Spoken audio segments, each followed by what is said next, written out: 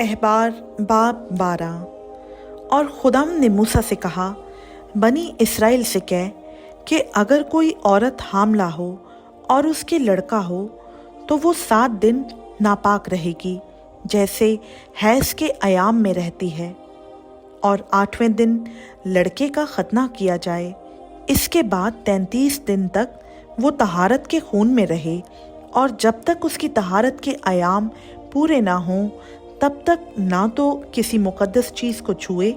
اور نہ مقدس میں داخل ہو، اور اگر اس کی لڑکی ہو تو وہ 2 ہفتے ناپاک رہے گی، جیسے حیض کے ایام میں رہتی ہے۔ اس کے بعد وہ 66 دن تک طہارت کے خون میں رہے، اور جب اس کی طہارت کے ایام پورے ہو جائیں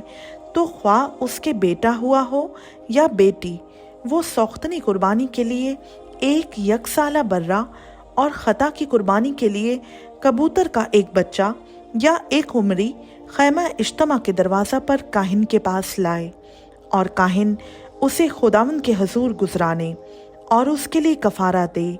تب وہ اپنے جریان خون سے پاک ٹھہرے گی۔ جس عورت کے لڑکا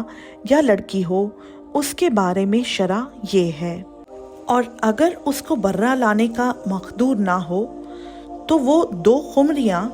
یا کبوتر کے 2 بچے، 1 سوختنی قربانی کے لیے اور دوسرا خطا کی قربانی کے لیے لائے،